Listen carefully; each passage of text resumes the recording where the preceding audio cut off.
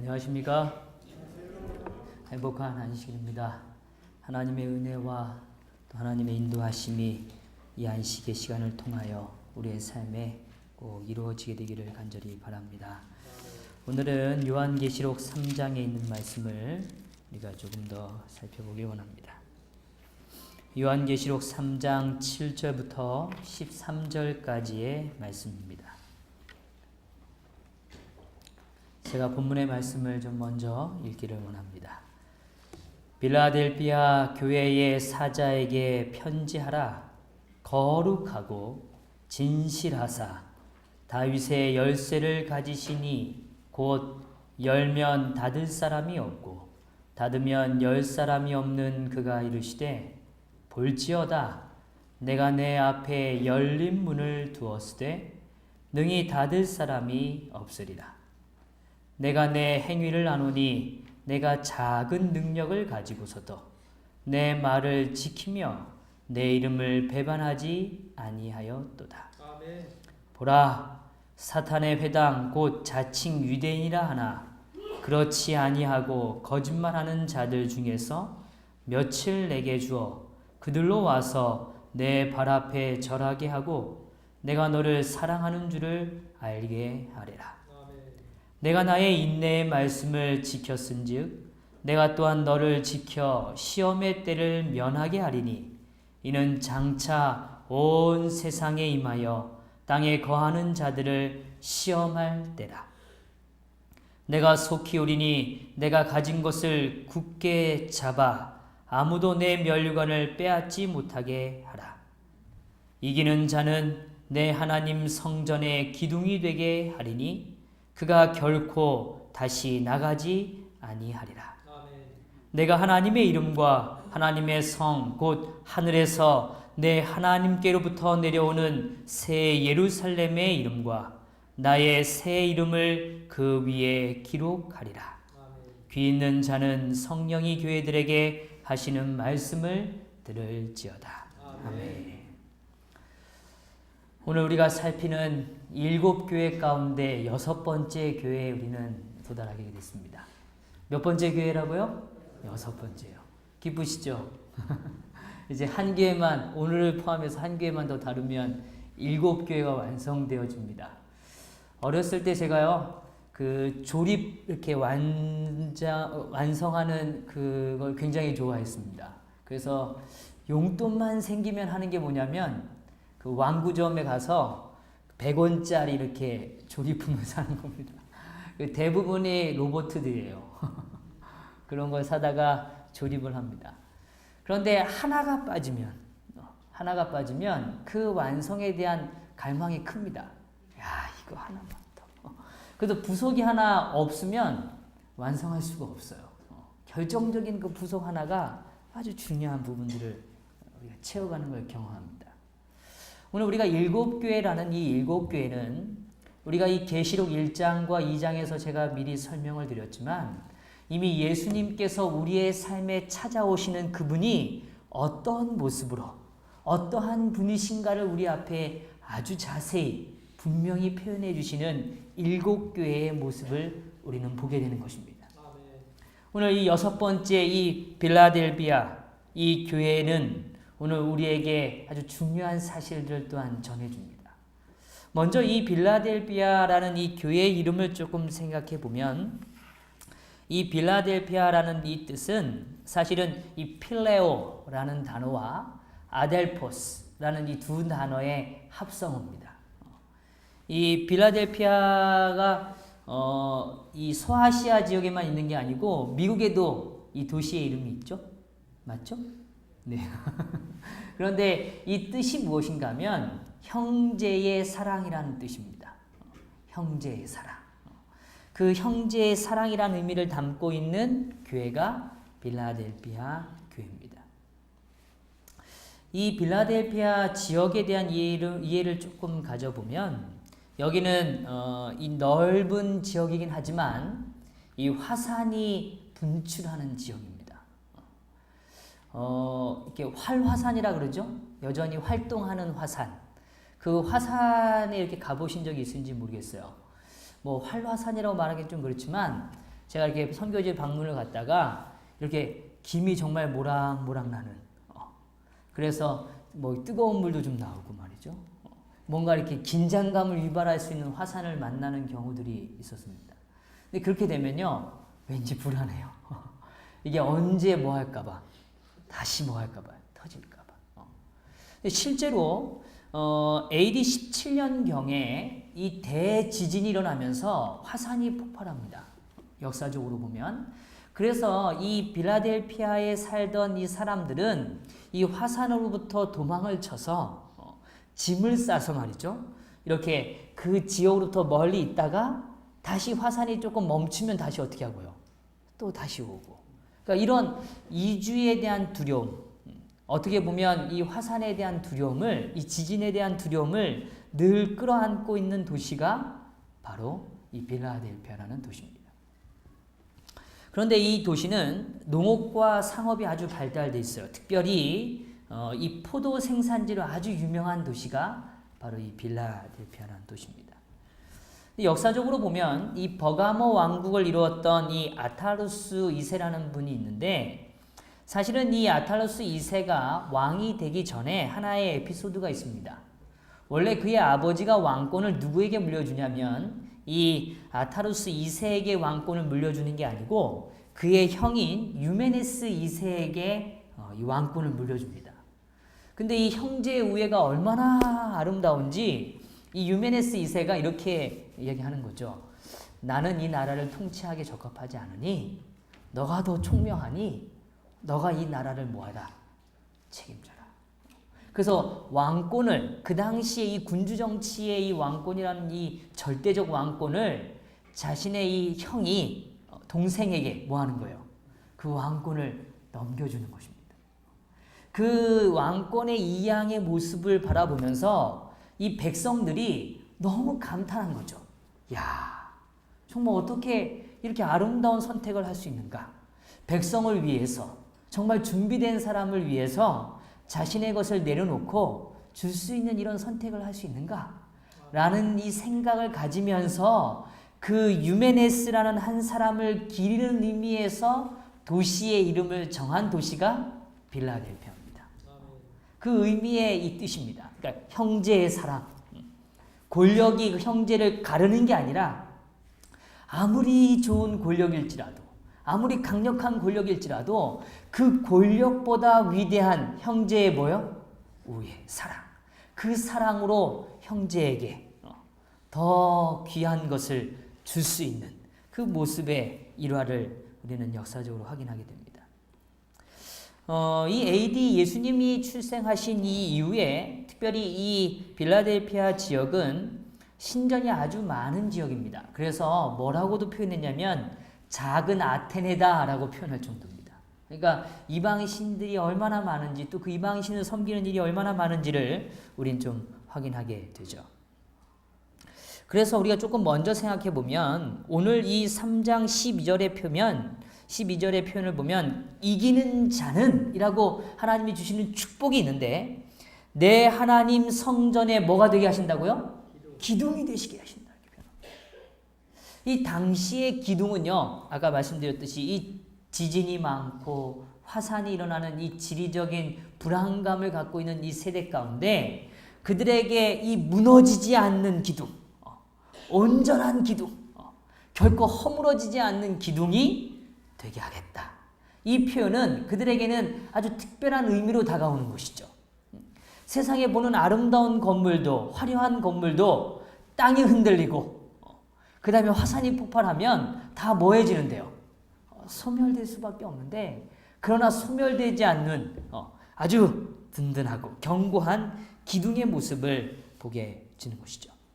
그리고 또 그렇게 표현하기를 그가 결코 다시 뭐하지 않아요? 나가지 아니하겠다, 이 표현입니다.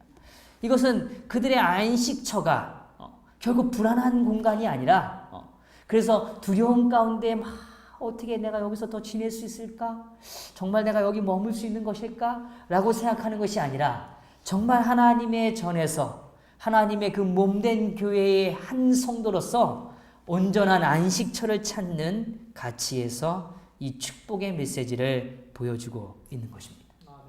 그래서 우리가 지금 이해할 때는 기둥이 되는 게 뭘까? 뭐 그게 뭐 별론가?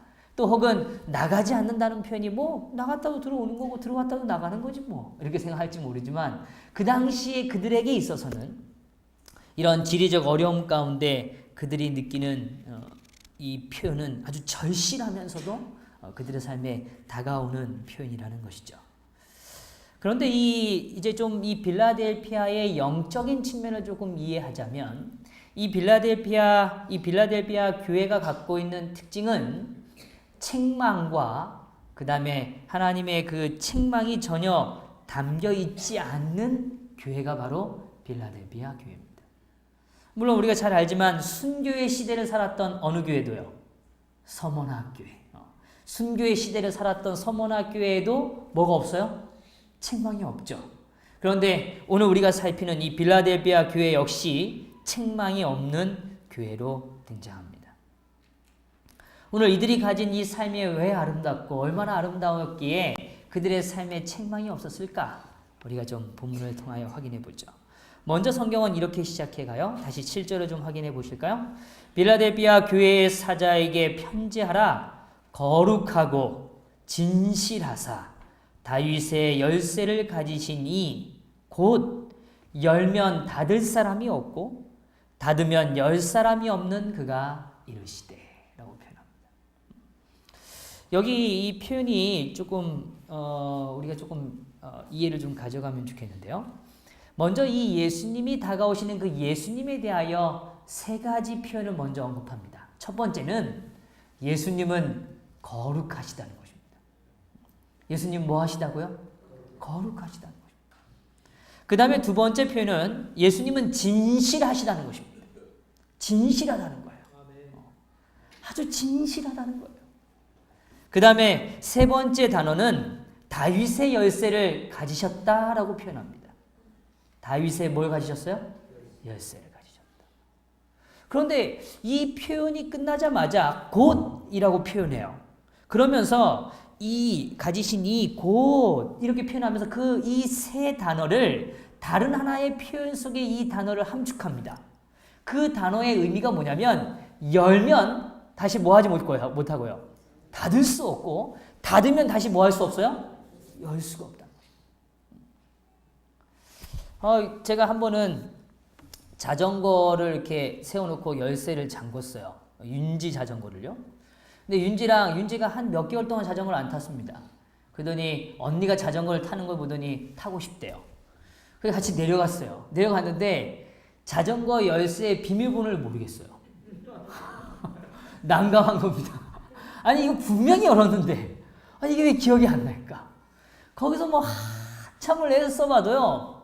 답이 없어요. 결국 그날 못 탔습니다. 그리고 나서 한참이 지난 다음에 이제 장모님께 확인을 한 다음에 그제서야 열었어요. 근데 우리가 그런 거 있죠? 너무 귀중한 거라서 너무 잘 보관했는데 그 잘 보관하다 보니까 뭘 잃어버려요? 비밀번호를 잃어버립니다. 그런 경험 해보신 적 있으세요? 예, 저도 그래요.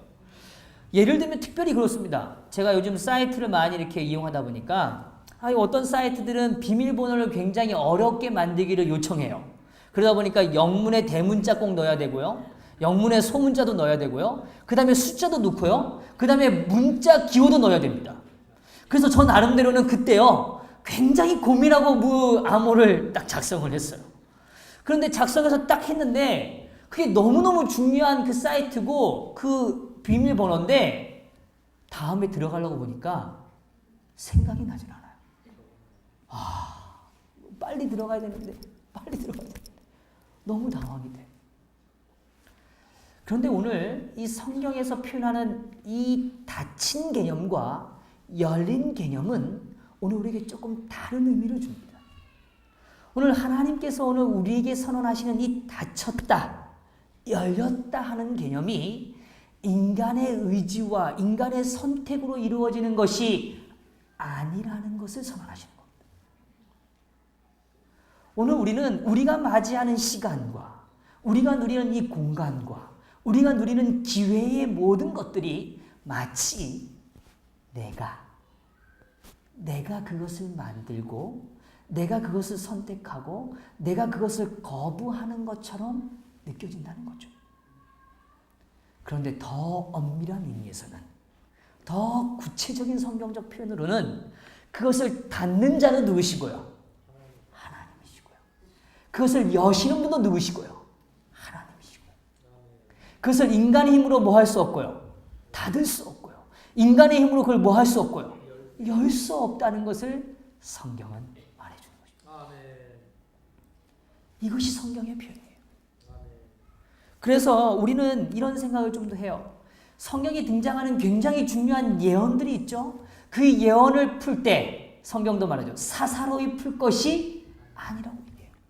그것은 누구의 능력과 누구의 역사만이 그걸 풀 수 있어요. 오직 하나님이십니다. 오직 하나님이에요.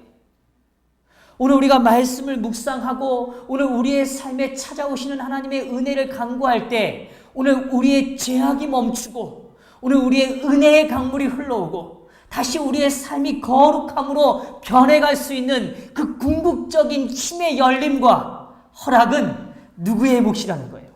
하나님의 몫이라는 거예요. 그것은 하나님이 해주시는 일이라는 것입니다.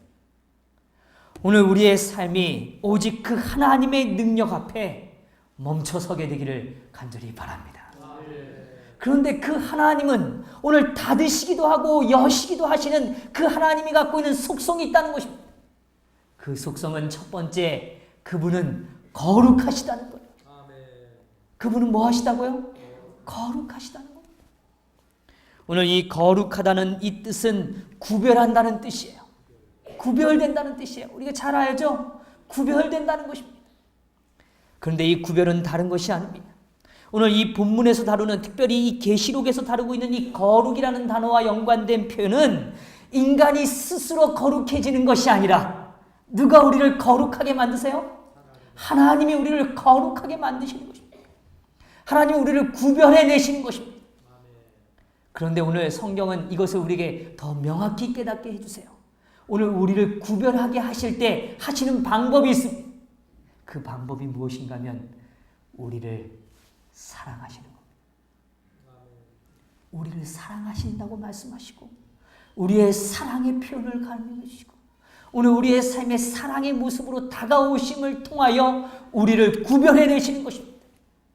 그래서 본문은 오늘 우리들에게 이런 단어를 설명해줘요. 9절에 보라 사탄의 회당 곧 자칭 유대인이라 하나 그렇지 아니하고 거짓말하는 자들 중에서 며칠 내게 주어 그들로 와서 내 발 앞에 절하게 하고 오늘 하나님을 믿지 않고 오직 하나님을 따르지 않는 그런 자들이 오히려 하나님을 따르는 그런 사람들을 향하여 비방하고 무시하고 그들의 삶을 낮게 평가하고 모독하는 그런 일들이 벌어질지라도 오늘 그걸로 끝나는 것이 아니라 오늘 그들 앞에 오늘 내가 너희를 얼마나 사랑하는지를 내가 너희를 얼마나 존귀히 여기는지를 내가 너희의 그 인생의 가치를 얼마나 위대하게 평가하는지를 보여주시겠다는 것입니다. 그것이 바로 하나님께서 오늘 예수님께서 오늘 우리에게 행하시는 거룩이라는 것입니다. 그것이 바로 그래서 오늘 그 많은 사람들이 바라보기에 저 사람은 정말 저 사람으로부터 그 하나님으로부터 그 예수님으로부터 사랑받는 존재구나. 저 사람은 정말 예수님으로부터 정말 사랑받는 존재구나. 이 사실이 온 천하에 드러나기를 주님은 원하신다는 것입니다. 이것이 하나님의 거룩입니다. 하나님은 닫기도 하시고 여시기도 하세요. 오늘 우리에게 은혜의 강물을 허락하시기도 하시고 때로는 그걸 멈춰 세우기도 하시죠. 그러나 그 모든 과정은 분명합니다. 오늘 우리의 삶이 하나님 안에 거룩해지는 것입니다. 오늘 하나님이 우리를 사랑하신다는 그 사실이 온 천하에 드러나게 되기를 주님은 원하신다는 것이죠. 오늘 우리는 연약해요. 오늘 이 세상에서 여전히 연약한 모습으로 살아가죠.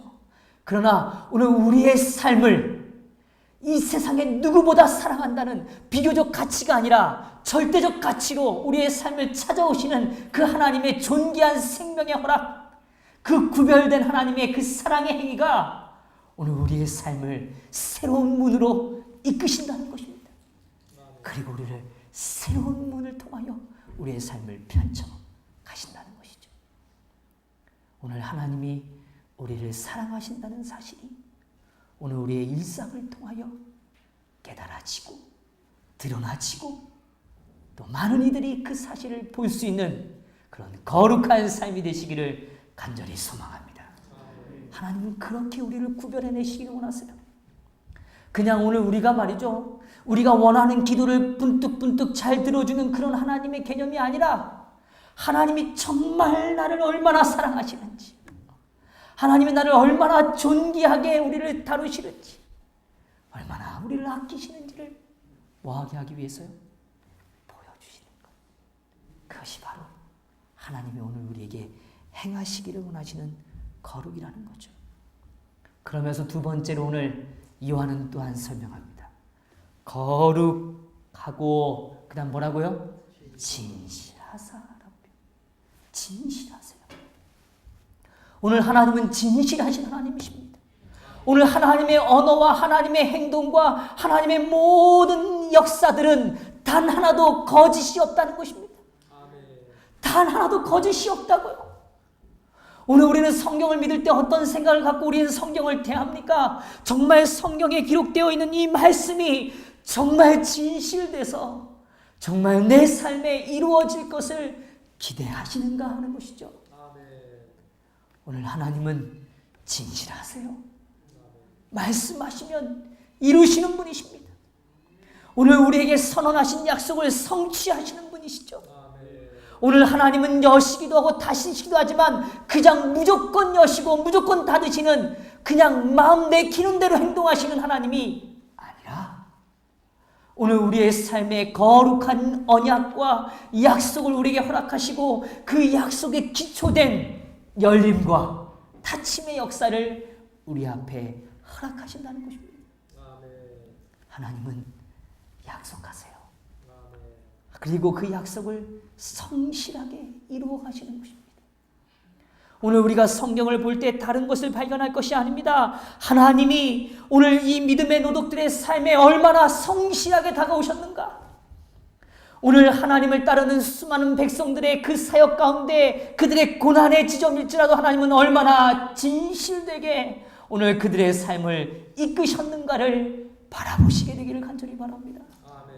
더불어 오늘 우리는 더 보아야 하는 건 그 역사가 막연한 과거의 역사가 아니라 성경의 오래된 이야기가 아니라 오늘 내 삶에 찾아오시는 하나님의 실제적 사건이고 역사라는 걸 받아들이셔야 해요.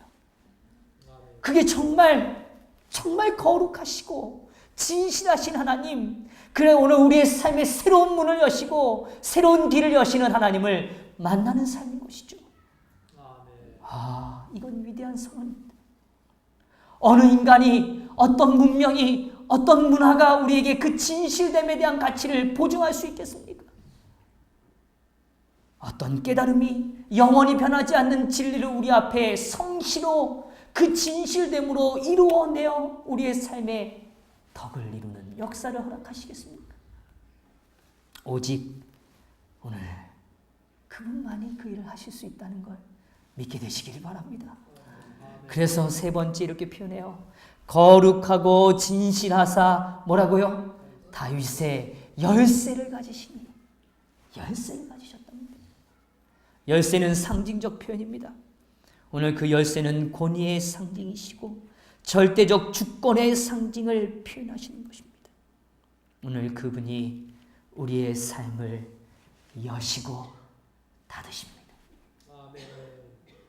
오늘 주님은 우리의 삶의 어떤 부분을 열기를 원하시고 또 무엇을 닫기를 원하실까요? 오늘 그 다음에 등장하는 8절의 표현 가운데 우리는 매우 중요한 세 가지를 더불어 확인하게 됩니다.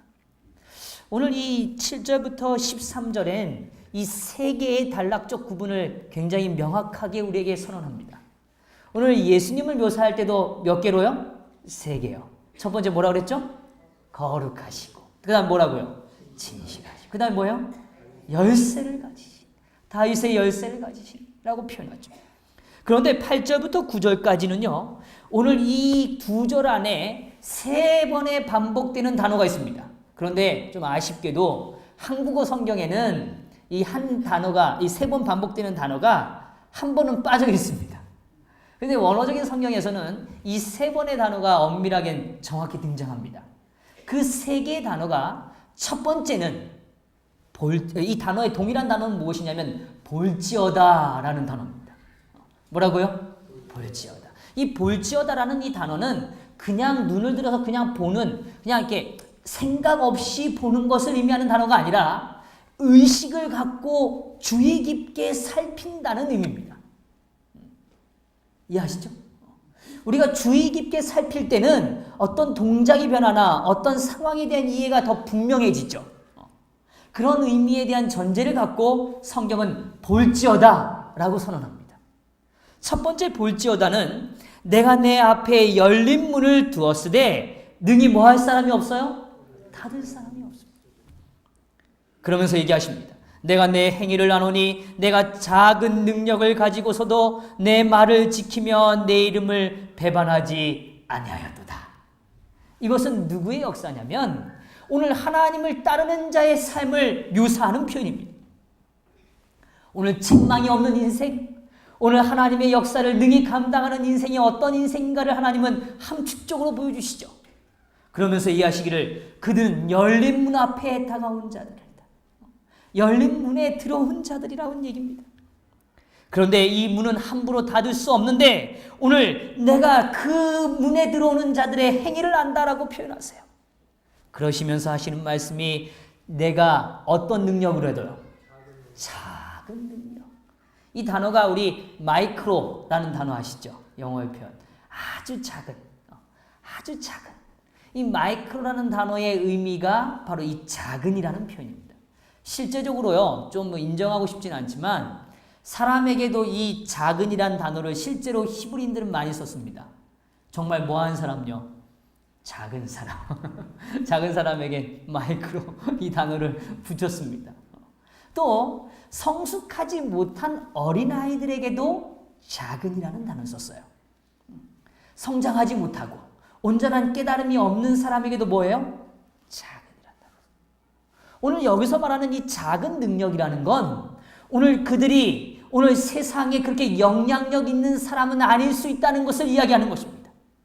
외형적으로 보기에도 무엇인가를 뭐하지 않은 사람이에요? 갖추지 않은 사람일 수 있어요. 또 내면적으로도 오늘 그의 이해와 깨달음이 뭐할 수도 있는 사람이에요. 부족한, 여전히 아직 성숙되지 않은, 완숙되지 못한 사람일 수도 있다는 것입니다. 오늘 이 표현은 오늘 여전히 신앙을 하고 있는 우리들에게 위로의 표현이 아니겠습니까? 오늘 우리가 잘 알지만 기드온이 하나님께 그러죠. 저는 지극히 작은 자니이다. 그가 그의 자신을 설명할 때 오늘 그의 하나님의 부르심 앞에 그가 나서는 그의 작은 외침은 하나님, 제가 정말 지극히 작은 자입니다. 제가 아는 게 너무 없고 제가 할 수 있는 게 정말 없고 저는 그저 두려움 가운데 그냥 제 삶을 하나 추스리기에 바쁜 그런 연약한 인생입니다. 라고 말할 때 사용되어지는 은유적 표현이 작은 사람이라는 표현입니다. 오늘 우리는 하나님 앞에 작을 수 있어요. 실제로 그렇게 느껴질 때가 많죠. 내가 오늘 드리는 기도가 너무 작아 보이고 내가 오늘 하고 있는 일이 너무 작아 보이고 어떤 때는 하찮아 보이고 그래서 의미 없게 느껴지고 지난 한 주를 열심히 사는 것 같지만 별다르게 그렇게 내가 뭔가 대단한 일을 한 것 같지 않고 말이죠. 그렇게 어떤 사람들이 이야기하지 인생의 무상을 의미하는 내 삶의 의미를 그렇게 두지 못하는 그런 허무함에 느껴지는 그런 아주 작아 보이는 한 연약한 존재처럼 우리의 삶이 비춰질 수 있다는 것입니다. 그러나 오늘 주님은 말씀하십니다. 오늘 너희가 작은 능력을 가지고서도 오늘 내 말을 지키며 내 이름을 배반하지 아니하였도다. 아멘. 이것입니다. 오늘 하나님께서 칭찬하시고 책망하지 않는 인생이 갖고 있는 가장 위대한 지점은 무엇인가 하면 오늘 자신이 가진 건 작을 수 있어요. 자신의 오늘 삶의 영향력이 너무나 연약해서 내가 무슨 의미로 내 인생을 살지라고 말하는 사람들이 있을 수도 있습니다.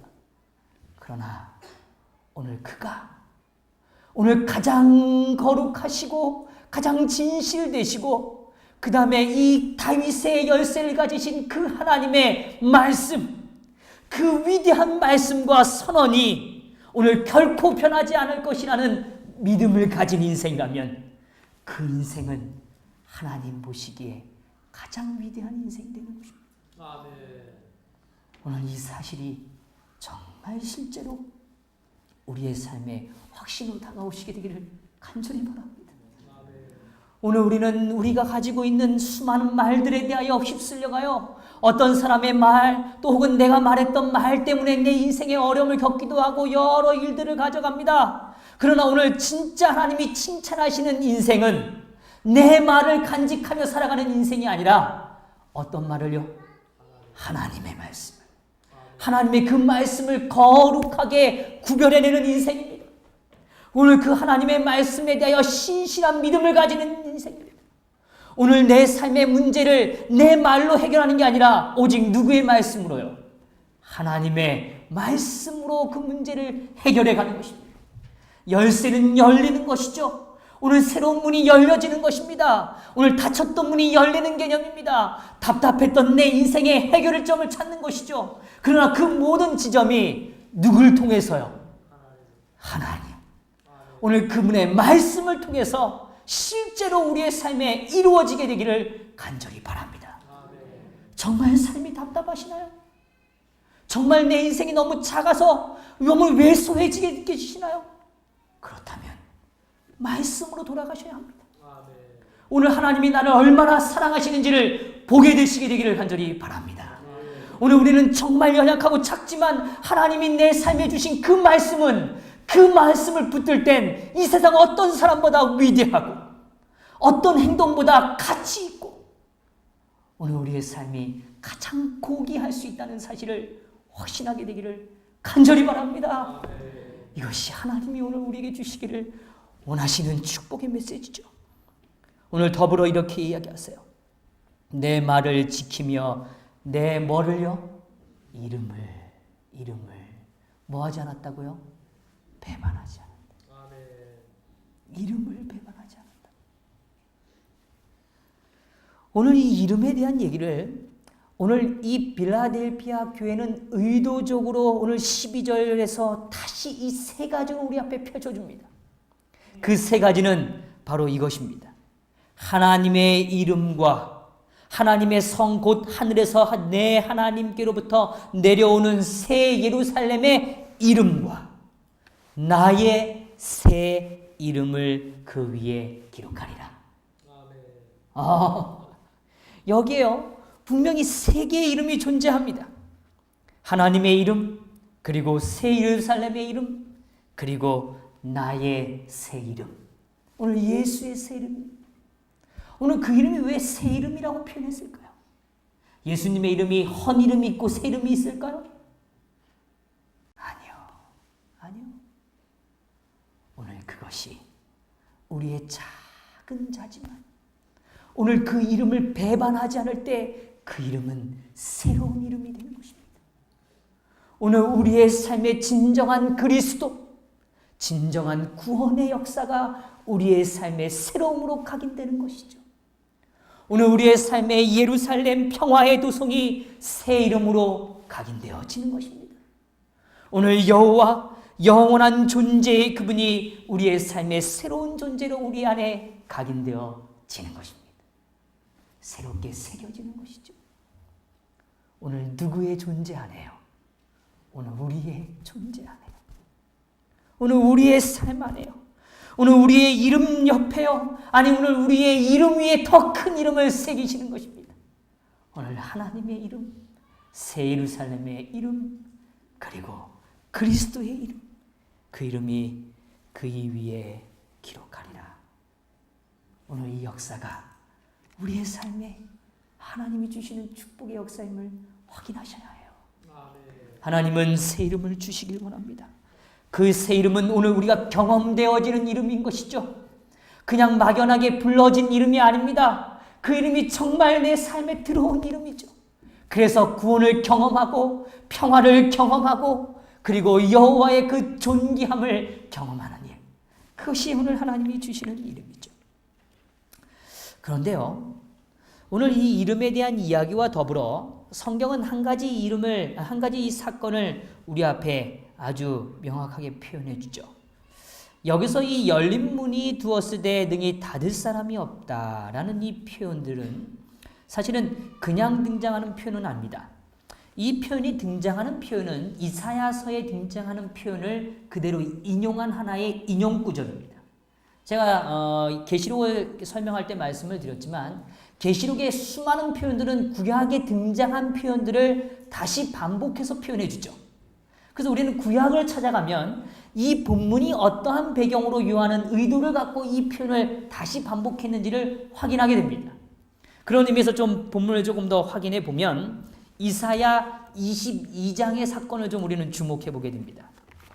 성경을 좀 찾아가 볼까요? 이사야 22장의 표현입니다.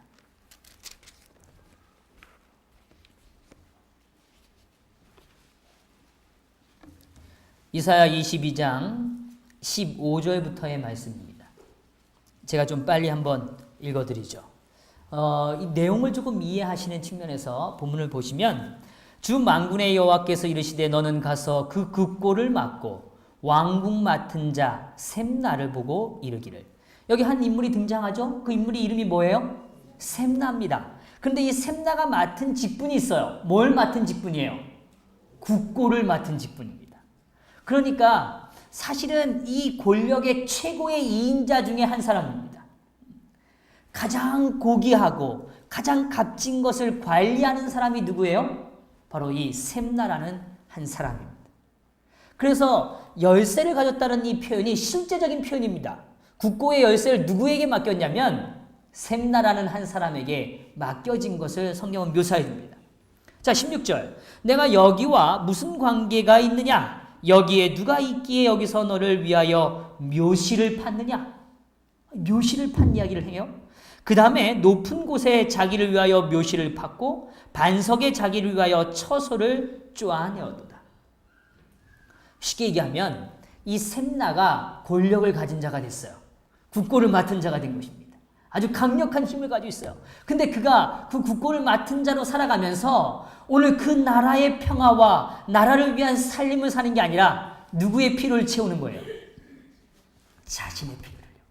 근데 역설적으로 오늘 본문은 그가 자신의 필요를 채우는데 필요를 채우는 일이 집에 곡간을 쌓은 일도 아니고요. 그가 한 일이 뭐예요? 예, 묘시를 뭐 하는 거예요? 파는 것입니다. 자, 희한하죠? 자기가 뭐 할 자리요? 죽을 무덤 자리를 준비하는 거예요. 참 희한하죠? 근데 이것은 어떤 의미인가 하면 당시에는요. 그 인물이 얼마나 영예로운 인물인지 얼마나 고귀한 인물인지는 그의 뭘 보면서 판단하냐면 묘를 보고 판단했습니다. 그러니까 자기가 능력 있을 때 자기의 그 묘자리를 소위 그 자리를 뭐 하는 거예요? 준비하는 거예요. 가장 거대하고 가장 완전하게. 그 얘기는 이미 자기의 삶의 체험은 이미 뭐 했다는 얘기예요? 이미 많이 채웠다는 얘기예요. 오늘 이 부분을 강조하는 표현입니다. 뭐 조금 시간 관계에서 넘어가면 17절 나 여호와가 너를 단단히 열박하고 장사같이 세게 던지되 반드시 너를 모질게 감싸서 공같이 광막한 곳에 던질 것이라 주인의 집에 수치를 끼치는 너여 내가 그곳에서 죽겠고 내 영광의 수레도 거기 있으리라. 이 의미를 이해하시겠죠. 그 다음에 19절 내가 너를 내 관직에서 쫓아내며 내 지위에서 낮추리니 그날에 내가 힐기야의 아들 내 종 엘리야김을 불러 내 옷을 그에게 입히며 내 띠를 그에게 띄워 힘있게 하고 내 정권을 그의 손에 맡기리니 그가 예루살렘 주민과 유다의 집의 아버지가 될 것이며 22절 내가 또 다윗의 집에 뭐를요? 열쇠. 여기 등장하죠? 다윗의 집의 열쇠를 그의 어깨에 두리니 그가 열면 닫을 자가 없겠고 닫으면 뭐 할 자가 없어요? 열 자가 없습니다. 오늘 그 아주 중요한 직분, 그 직분을 위임받은 사람이 누구였냐면 셈나라는 사람이에요. 근데 그 사람이 그 직분을 감당하지 못할 때, 오히려 그 직분을 뭐하지 못할 때요? 아름답게 사용하지 못할 때, 그 직분의 가장 존귀한 가치인 다윗의 열쇠를 그에게서 빼앗아서 누구에게로요? 엘리야김에게로 옮기는 사건이 등장합니다. 오늘 우리는 성경에 조금 착오가 없기 위해서요, 성경에 이 여호와김이 등장하죠. 여호와김과 엘리야김은 전혀 다른 인물입니다. 여호와김은 왕이고요, 엘리야김은 오늘 우리가 보는 것처럼 오늘 왕의 국고를 맡은 자의 직분을 감당한 사람이죠. 근데 오늘 이 본문 가운데 조금 더 제가 주목하게 되는 것은 무엇인가 하면 이 셈나가 한 일입니다. 그는 그의 삶의 진정한 준비가 무엇인지를 놓친 인생이에요. 오늘 그의 삶이 자신의 이름을 높이고 그 다음에 자신의 이름이 더 높아지는 그 대상에 대하여 주목했던 사람이 누구예요? 셈나라는 인물입니다. 그런데 이 셈나는요, 성경의 또 다른 본문을 통하여 이 셈나가 경험했던 역사를 성경은 더 명확히 정언해 줍니다. 그 역사가 언제냐면 열왕기하 18장에 있는 역사입니다. 조금 한번 가보시죠. 열왕기하 18장에 있는 이야기입니다. 열왕기하 18장에 보면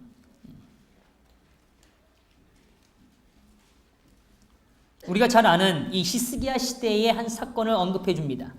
이 히스기야 사건의 18장 13절에는 이렇게 시작해요. 히스기야 왕 제14년에 아수르 왕 사네립이 올라와서 유다 모든 견고한 섭등을 쳐서 점령하매 유다 왕 히스기야가 라기스로 사람을 보내어 아수르 왕에게 이르되 내가 범죄하였나이다. 나를 떠나 돌아가소서. 왕이 내게 지우시는 것을 내가 당하리이다 하였더니 아수르 왕이 곧 은 300달란트와 금 30달란트를 정하여 유다 왕 히스기야에게 내게 한지라. 잘 아시죠? 이 사건 때문에 성전에 있는 모든 금이란 금은 다 뭐해서까지도요, 다 긁어서까지도 다 모아서 그걸 바치죠. 그런데도 불구하고 오늘 이 사네립의 이 전투는 멈춤이 없습니다. 결국은 히스기야를 더 옥죄어와요. 그럴 때 오늘 이 랍사게와 대면하기 위하여 파송을 받은 사람이 등장합니다. 그 사람들의 이름이 여기 등장하는데 25절부터 보시죠. 내가 어찌 여호와의 뜻이 아니고야 이제 이곳을 멸하러 올라오겠느냐. 여호와께서 전에 내게 이르시기를 이 땅으로 올라와서 쳐서 멸하라 하셨느니라 하는지라. hil기야의 아들 엘리야김, 이게 바로 이 엘리야김 동일한 인물입니다. 우리 한글 표현에서는 엘리야김과 엘리아김으로 표현되어 있지만 사실은 이 원어적인 표현은 동일한 인물이에요. 그런데 이 엘리야김과 그 다음 누구 등장해요? 여기요, 셈나가 등장하죠. 그리고 뭐예요? 요아가 랍사게에 이르되 우리가 알아듣겠사오니 청하건대 아람말로 당신의 종들에게 말씀하시고 성위에 있는 백성이 듣는 대로 유다말로 우리에게 말씀하지 마옵소서. 오늘 이 문장을 조금 더 이해하면 여러 학자들이 증언해 주기를 이 셈나라는 사람이 갖고 있는 특별한 특징이 있어요. 이 사람은 사실은 이 아랍 출신입니다. 그의 혈통이 정통적 유대인이 아니에요. 아랍 출신인데도 불구하고 오늘 히스기야는 그의 인물됨과 그의 충실함을 바라보면서 그의 인생을 어디까지 높은 자리로 올려요? 국고 맡은 자까지 올립니다. 그는 정말 연약한 자였어요. 작은 자였어요. 근데 높아짐을 경험했어요. 그리고 오늘 이 랍사게와의 싸움 속에서 3인이 앞에 나가서 그들과 대화를 나눈 3명의 인물 가운데 한 사람이 누구예요? 셈나입니다.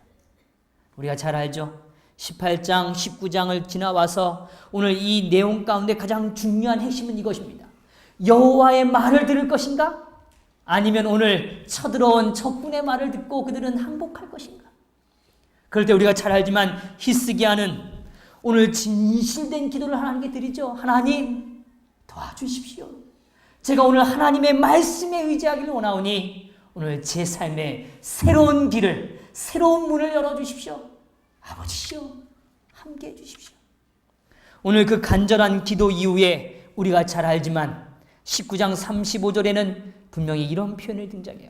이 밤에, 오늘 그들이 간절히 기도하고 히스기야와 무릎 꿇던 그 밤에 여호와의 사자가 나와서 아수르 진영에서 군사 18만 5천 명을 뭐 했어요? 진지라. 전세가 완전히 뭐 했어요? 완전히 바뀌었어요. 오늘 그 역사의 가장 중심에 있었던 인물이 누구였다고요? 셈나요. 셈나. 그런데 역사적인 기록을 보면 이 셈나는 여전히 자신의 뜻대로 정치를 끊임없이 주장합니다. 오늘 하나님의 말씀엔 애굽을 쫓지 말라고 선언하셨어요. 그런데 그가 보는 정치적 관념, 그가 보는 이해, 자신을 지지하는 세력에 대한 기초로 인하여 오늘 하나님의 뜻에 굴복하는 게 아니라 자신의 생각을 갖고 하나님을 대면하게 되죠. 그럴 때 그는 오늘 그의 아름다운 지위도, 그의 인생의 고귀한 구원의 역사도 닫혀짐의 역사를 보게 되는 것입니다. 사랑하는 성도 여러분, 오늘 다시 요한계시록 3장으로 돌아오면 오늘 주님은 우리에게 분명하게 말씀하십니다. 오늘 내가 열면 닫을 자가 없고 닫으면 열 자가 없다. 오늘 이 표현은 분명히 심판의 의미를 내포하고 있는 것이죠. 그래서 오늘 요한계시록 3장 11절에 내가 속히 오리니 내가 가진 것을 굳게 잡아 아무도 내 면류관을 빼앗지 못하게 하리라. 오늘 하나님은 우리에게 거룩한 심판의 역사, 면류관의 역사를 우리에게 허락해 주시기를 원하십니다. 오늘 그런데 그 일에 오늘 우리가 구원받는 역사, 하나님 앞에 승리의 역사를 경험할 수 있는 비결은 단 한 가지입니다. 하나님의 말씀을 지키는 것이죠. 그리고 오늘 주님의 이름을 배반하지 않는 것입니다. 저버리지 않는 거예요. 그분은 스스로 존재하시기에 오늘 우리의 삶을 거룩하게 만드시고 오늘 우리를 영원한 사랑으로 우리의 삶을 이끄시고 오늘 우리의 삶을 존귀하게 여기시는 그 하나님, 오늘 우리의 삶의 문제의 열쇠를 가지시고 어떠한 절망 가운데서도 희망의 문을 여시기 위하여 우리의 삶을 찾아오시는 그 하나님, 그 하나님이 오늘 우리에게 보라라고 선언하십니다. 그 보라의 첫 번째는 오늘 주님 앞에 충성된 사람, 작은 자지만 하나님 앞에 영광을 받았던 그런 의인의 삶을 비교해주고, 두 번째 보라는 건 사단의 역사고, 세 번째 역사는 오늘 하나님께서 의인을 대접하시는 이야기입니다. 오늘 그것이 아까 서두에 말씀드렸던 이야기죠. 하나님은 분명 우리의 삶을 이 세상 가운데서 얼마나 우리를 사랑하시는지를 드러내 주실 것입니다. 그 하나님의 사랑이 오늘 우리의 일상 속에서 거룩한 깨달음과 드러냄으로 이해되어지고 증거되는 거룩한 삶이 되시기를 간절히 소망합니다. 그리하여 이기는 자의 축복, 오늘 우리의 삶이 거룩한 하나님의 성전의 기둥이 되어서 하나님께서 세우시고 하나님께서 오늘 우리에게 힘을 주신다는 사실을 잊지 않는 악인과 보아스의 그 아름다운 역사, 악인과 그 보아스의 그 역사가 우리의 삶에 이루어지는 저와 여러분이 되시기를 간절히 바라면서 말씀을 마치겠습니다.